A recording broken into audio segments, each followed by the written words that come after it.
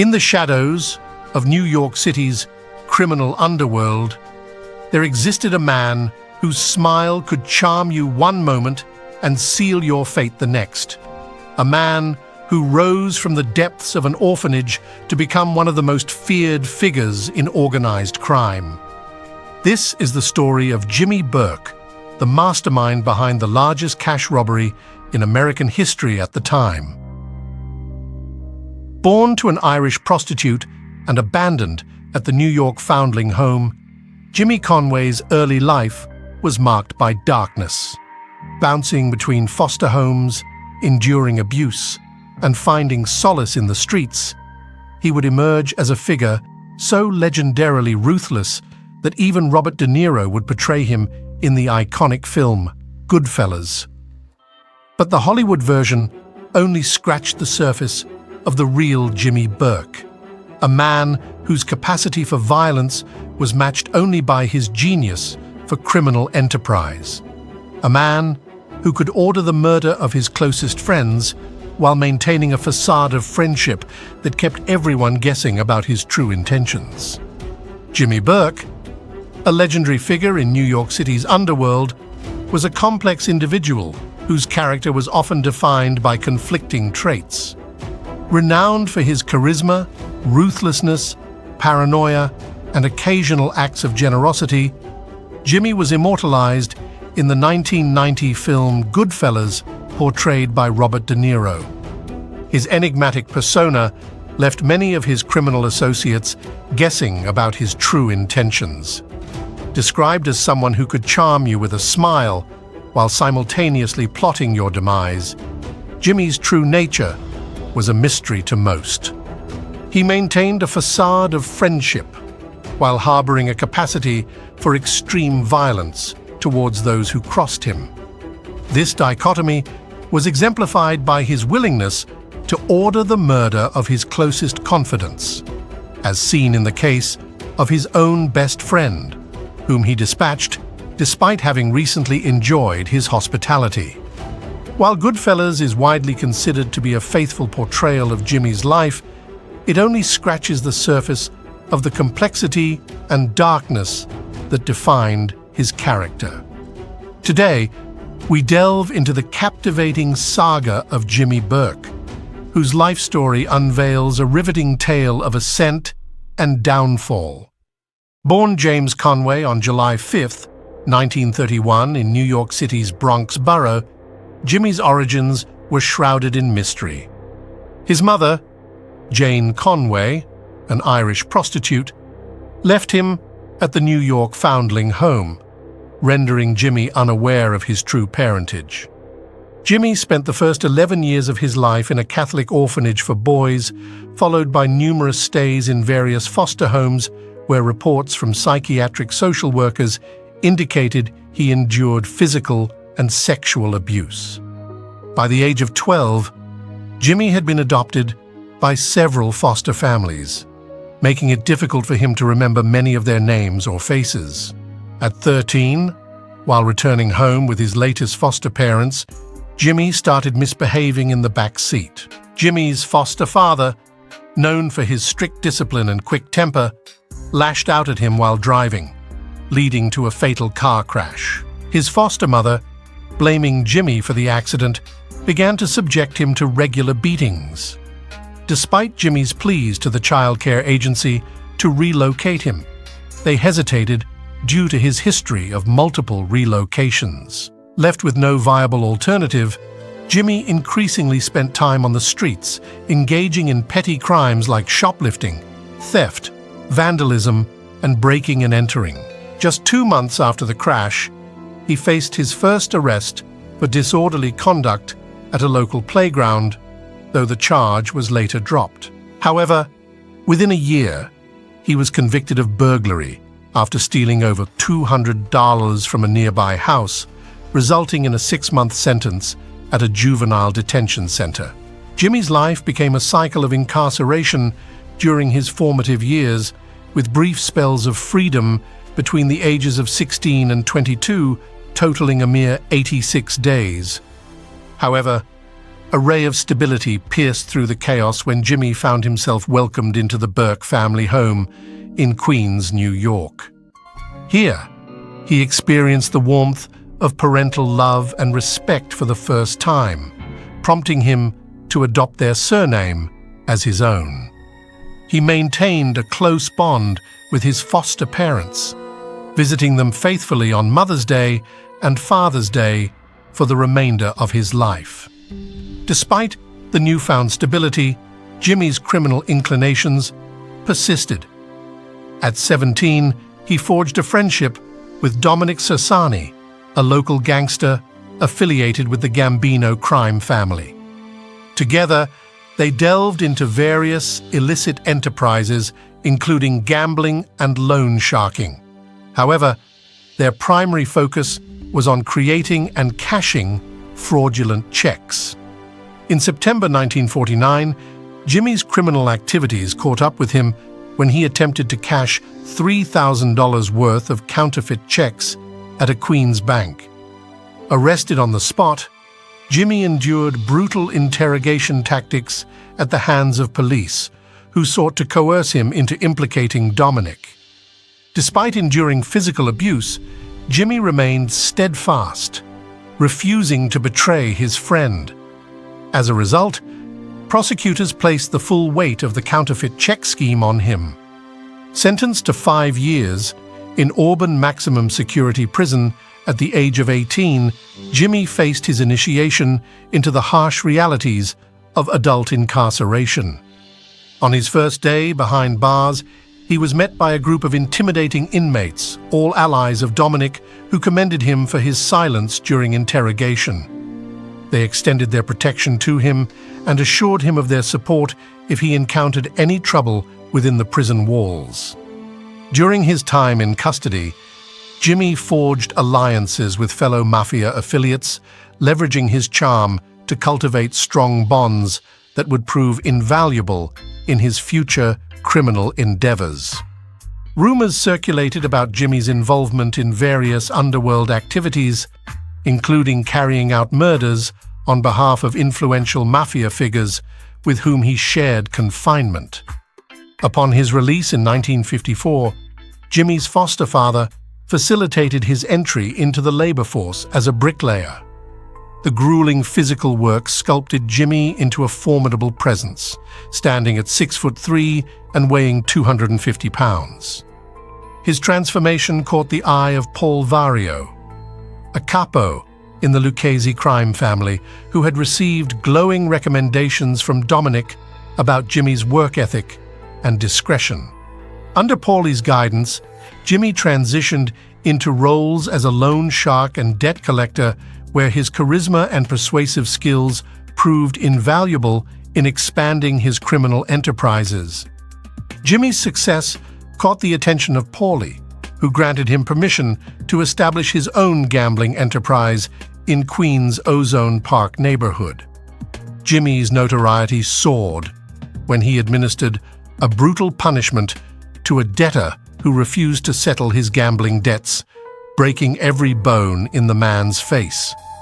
This display of ruthless enforcement bolstered Jimmy's reputation, enabling him to swiftly expand his operations and become one of Paulie's top earners.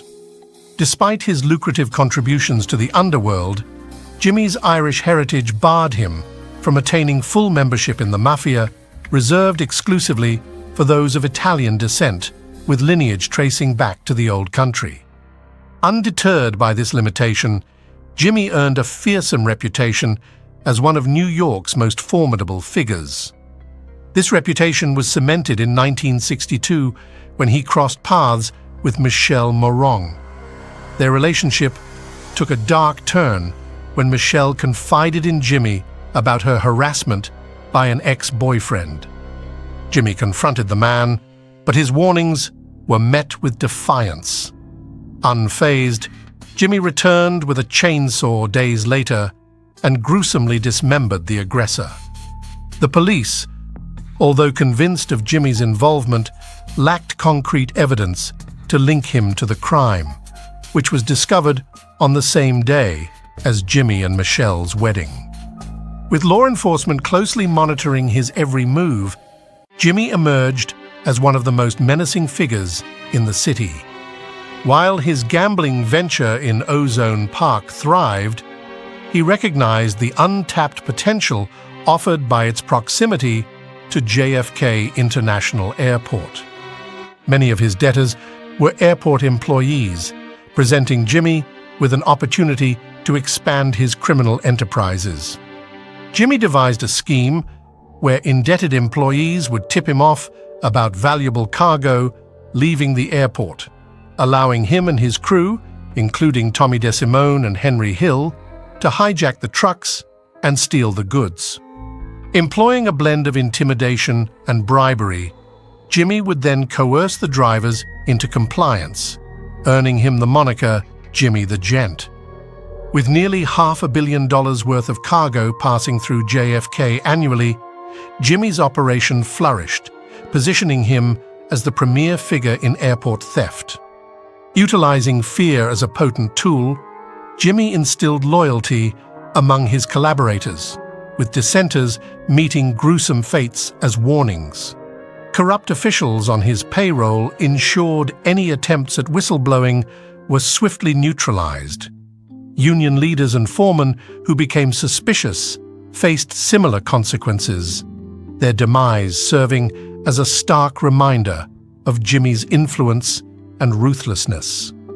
When Jimmy's collaborators faced termination for their involvement in the hijackings, he utilized his connections with Paulie, who in turn enlisted Johnny Dio, the Lucchese family's union liaison, to protect their jobs by threatening strikes.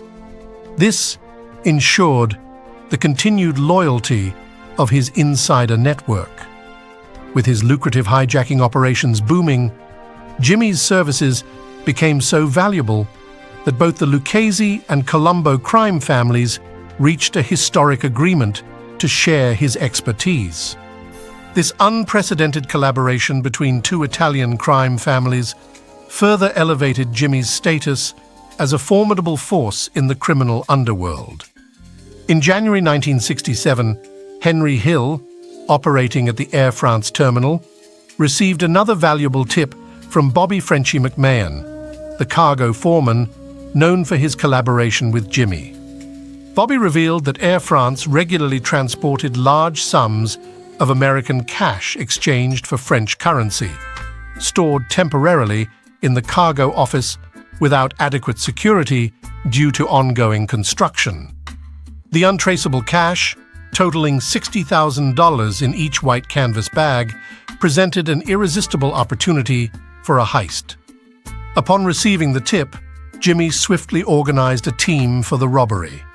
Henry, Tommy, and two additional accomplices armed themselves with pistols and arrived at the Air France terminal in rental cars with counterfeit plates.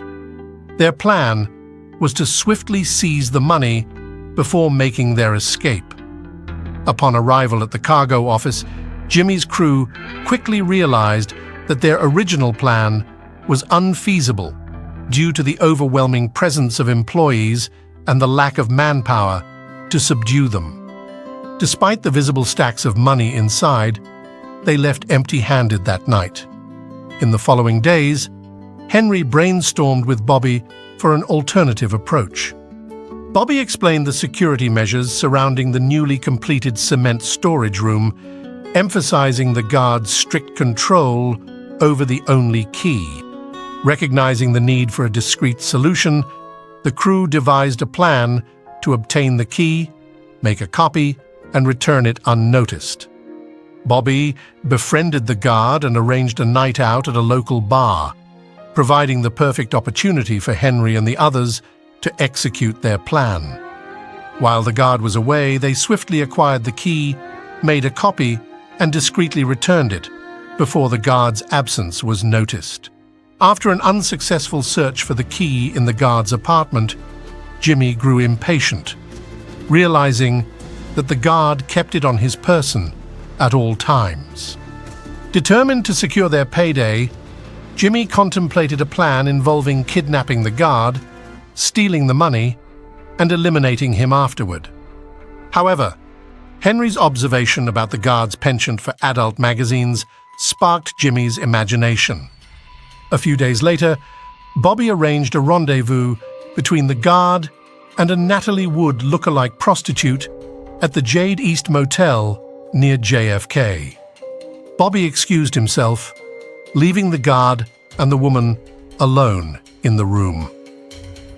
Following Jimmy's instructions, the woman enticed the guard to join her in the private hot tub downstairs, ensuring the door remained unlocked.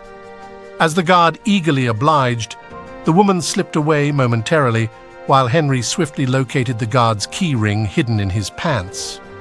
With the key in hand, Henry dashed out of the motel and into Jimmy's awaiting car. The duo raced to a nearby locksmith to make a duplicate key. With the locksmith's help, Henry had duplicates made for all 18 keys on the guard's ring, ensuring they wouldn't miss the crucial one. Once finished, Henry swiftly returned to the motel and discreetly replaced the key ring without raising suspicion. Bobby later confirmed that the money was stored in the safe room, and with the key in their possession, Henry and Tommy effortlessly accessed the Air France cargo terminal. Inside the room, they retrieved $480,000 in cash and over $300,000 in jewelry. Before Jimmy could take his share, he had to kick up $100,000 to his capo, Paul Vario, and another $100,000 to Sebastiano Busta Aloy, the Colombo family's airport overseer. Jimmy's portion amounted to $60,000, which he invested in a bar near JFK called Robert's Lounge, a venue that would later gain notoriety as both a mob hangout and a burial ground for Jimmy's enemies. Despite the success of the heist, Jimmy's hijacking crew continued to target trucks leaving the airport, leveraging insider information for lucrative scores. Additionally, Jimmy maintained a profitable sideline in selling smuggled cigarettes throughout New York City, ensuring a steady flow of income beyond his hijacking endeavors. Jimmy's cigarette smuggling operation flourished due to the vast price difference between North Carolina and New York, a result of high taxes in the city. Leveraging this disparity, Jimmy orchestrated a sophisticated network of trucks shuttling cigarette cartons from North Carolina to New York, where they were sold at a significant profit. To aid in this endeavor, Jimmy recruited his longtime friend Dominic Cersani, with whom he maintained a close relationship, even vacationing together with their wives. However, Dominic's loyalty proved fleeting when he was apprehended by the police while transporting a truckload of illegal cigarettes. Despite Jimmy's previous discretion during his own interrogation, Dominic betrayed him to the authorities, divulging details of Jimmy's smuggling enterprise. Yet, Jimmy was not caught off guard, having received advance notice from a mole within the Brooklyn District Attorney's office. In a strategic move, Jimmy ensured that the truck intercepted by the police was empty when they inspected it, thwarting any incriminating evidence. Dominic, unaware of Jimmy's foreknowledge, extended an invitation for Jimmy and his wife to enjoy a complimentary trip to Florida. Seizing the opportunity, Jimmy orchestrated Dominic's demise, luring him into a fatal trap orchestrated by Tommy DeSimone. Tragically, Dominic fell victim to betrayal, meeting his end at the hands of those he once considered friends. Tommy's reputation as Jimmy's most notorious enforcer preceded him throughout the New York underworld, his hyper-violent and unpredictable nature making him a valuable asset in Jimmy's eyes. Despite occasional instances of excessive violence, such as an incident where Tommy fatally assaulted an uncooperative union representative, Jimmy refrained from reprimanding him, recognizing the potency of fear as a tool of control. Tommy's escalating instability facilitated Jimmy's manipulation, a dynamic Jimmy exploited when confronted with a significant dilemma in July 1970. With the release of William "Billy" Bats Benvena from prison, Jimmy faced the challenge of reclaiming Billy's loan sharking business, which he had seized during Billy's incarceration. However, as a made man, Billy posed a formidable obstacle to Jimmy's ambitions. During a party at Robert's Lounge celebrating Billy's release, a drunken Billy mocked Tommy, referencing Tommy's past role as a shoeshine boy for older mobsters like Billy. Tommy's simmering resentment provided Jimmy with an opportunity, and over the following weeks, Jimmy covertly stoked Tommy's fury. The culmination of this manipulation resulted in Tommy's brutal murder of Billy Bats, enabling Jimmy to retain control of the loan sharking business. Despite the success of his machinations, Jimmy's ascent to the top of the criminal underworld would soon face unforeseen challenges. Jimmy's golden days soon faded when Tommy landed in prison for truck hijacking, followed shortly by Jimmy and Henry incarcerated for assaulting a Florida bookie who had ties to the FBI. With their incarceration, the airport hijacking crew disbanded, cutting off Jimmy's primary source of income. Described by Henry as a degenerate gambler, Jimmy's mounting debts exacerbated his financial woes during his prison stint. Upon their parole release in July 1978, Jimmy faced pressing financial challenges due to his gambling debts.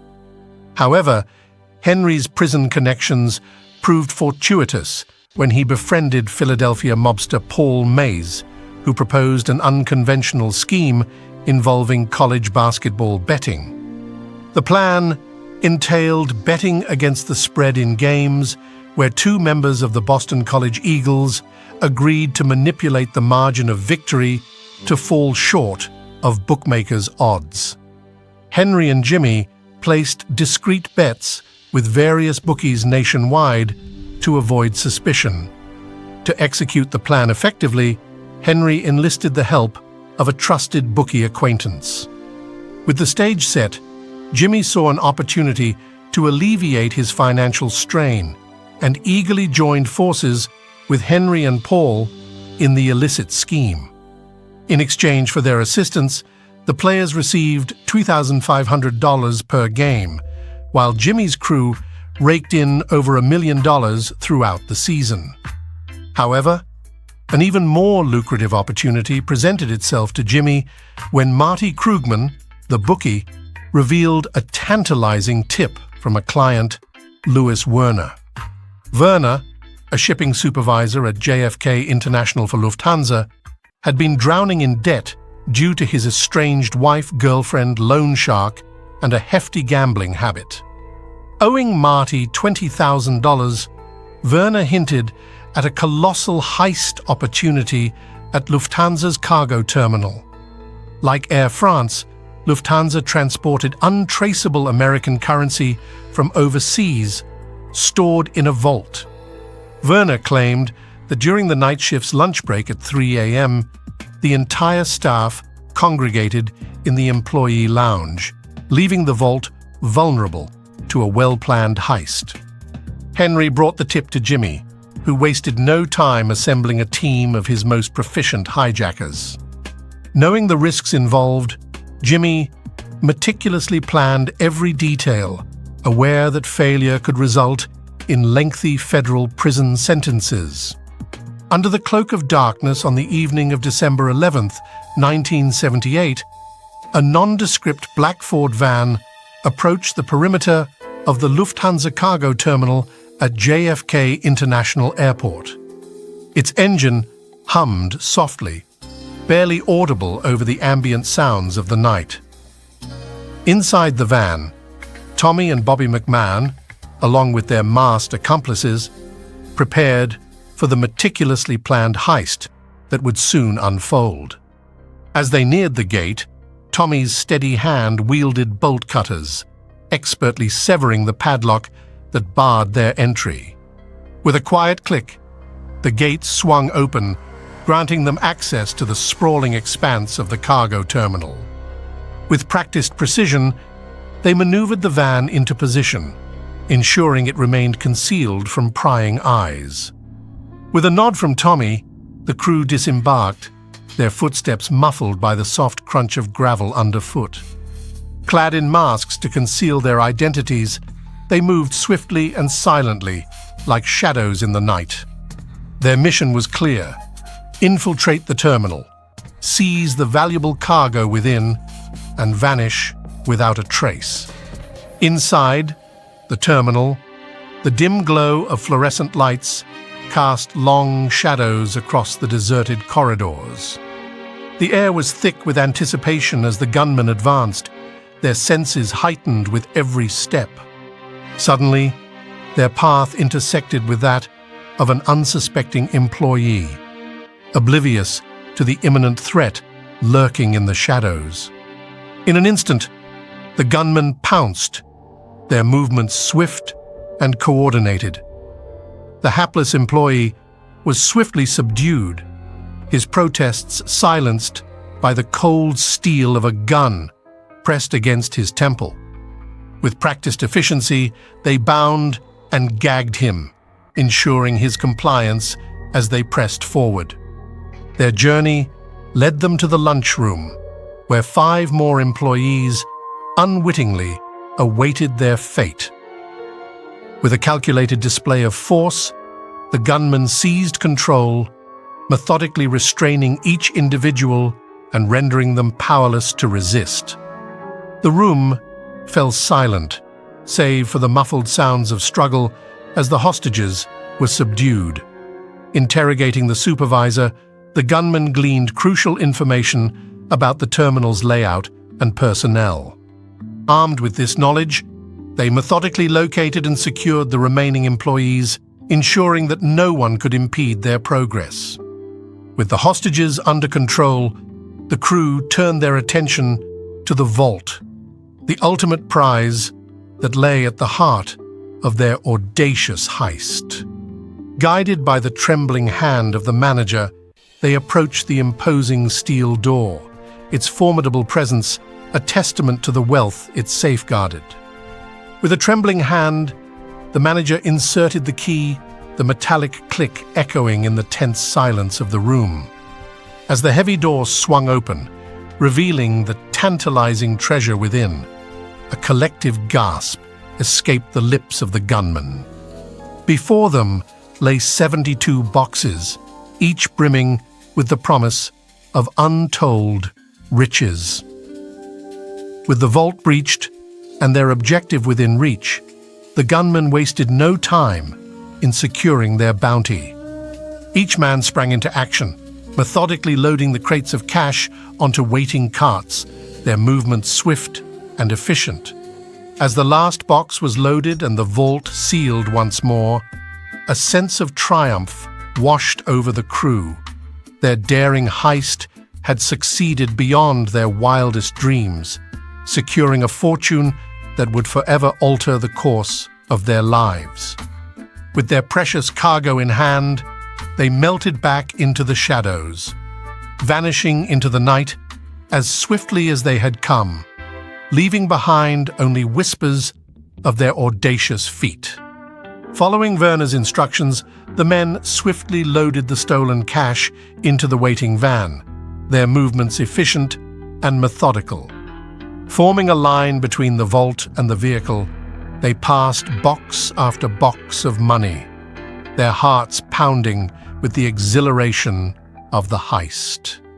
Despite the weight of their illicit haul, they worked with precision, driven by the promise of wealth beyond their wildest dreams. After over 30 minutes of intense labor, the last box was secured in the van, marking the culmination of their audacious robbery. With their precious cargo stowed away, they made their escape from the airport, vanishing into the night with the windfall that awaited them. Arriving at a Brooklyn safe house, they were greeted by Jimmy, the mastermind behind the operation. With meticulous care, the money was transferred from the van to the trunks of waiting cars, ready to be dispersed and laundered. However, The magnitude of their success surpassed even Jimmy's expectations, with the final tally revealing a staggering $5 million in cash, along with $800,000 in jewelry, an unprecedented feat in the annals of U.S. criminal history. But their triumph soon turned sour as the authorities swiftly closed in on their trail.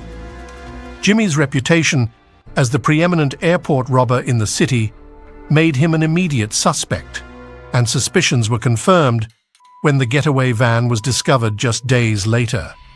Stax Edwards' negligence in abandoning the van in plain sight led to its impoundment by the police, who found damning evidence linking it to the heist.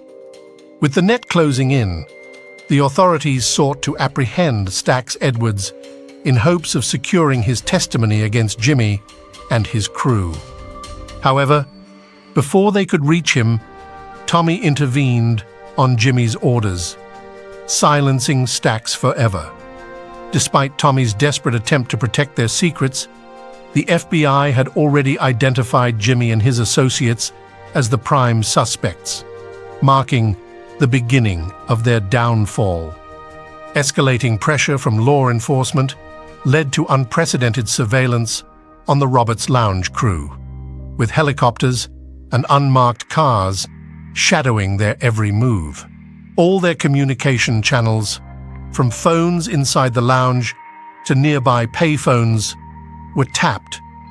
Jimmy, gripped by mounting paranoia, feared that any misstep by his crew could expose him to the authorities. This paranoia intensified as Marty Krugman, incessantly demanding his share of the loot, became a looming threat.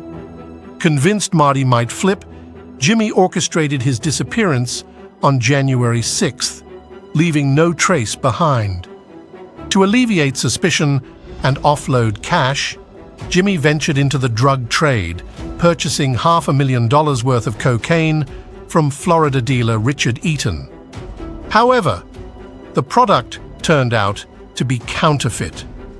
In a brutal act of retribution, both Richard and his associate, Tom Monteleone, were found tortured to death in a meat freezer truck. As Jimmy sought to erase any link to the heist, no one deemed a potential threat was spared.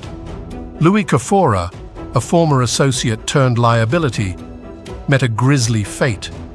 Just weeks after the heist, Louis, who had flaunted newfound wealth by buying his wife a custom pink Cadillac, was swiftly eliminated. As the FBI's investigation loomed, Louis and his wife vanished in March 1979, echoing Marty Krugman's mysterious disappearance. The following month, Joe Manri and Bobby McMahon, key figures from the Air France robbery, met a grim fate. Found dead in a parked car, both had been executed with shots to the back of their heads. In a chilling escalation, Gambino associate Paolo Lacastri, tasked with overseeing the heist's logistics, met a similar demise. His lifeless body, stripped and perforated by bullets, was discovered on a blazing trash heap. Jimmy's focus then turned to Louis Werner, a pivotal figure in the Lufthansa plot. Before Jimmy could act, however, law enforcement apprehended Werner. Facing charges related to the heist, Werner agreed to cooperate with authorities. But Jimmy had meticulously eliminated anyone who could implicate him, rendering Werner's cooperation futile. Ultimately, Werner stood as the sole individual charged in connection with the heist. Meanwhile, Henry faced his own legal troubles, arrested in April 1980 for drug trafficking. Sensing danger, Jimmy orchestrated a clandestine meeting, slipping Henry a matchbook with a Florida address. Urgently, Jimmy proposed a lucrative opportunity, beckoning Henry to the Sunshine State for a pivotal discussion. Henry's suspicions proved valid as he feared Jimmy's ulterior motives. Facing the daunting prospect of a lengthy prison sentence, Henry made a pivotal decision. he agreed to cooperate with law enforcement, entering the witness protection program in exchange for immunity. Henry's collaboration proved invaluable, providing authorities with crucial information about Jimmy, Paul Vario, and the Lucchese crime family. Though not directly involved in the Lufthansa heist, Henry's participation in the college basketball betting scheme and knowledge of Richard's murder implicated Jimmy in federal crimes. Consequently, Jimmy received a staggering 45-year prison sentence. Incarcerated at Wendy Correctional Facility in Alden, New York, Jimmy's health deteriorated, succumbing to lung cancer on April 13, 1996, at the age of 64, and thus concludes the saga of Jimmy Burke. If you found this account compelling, don't forget to like and subscribe. Thank you for tuning in, and until next time.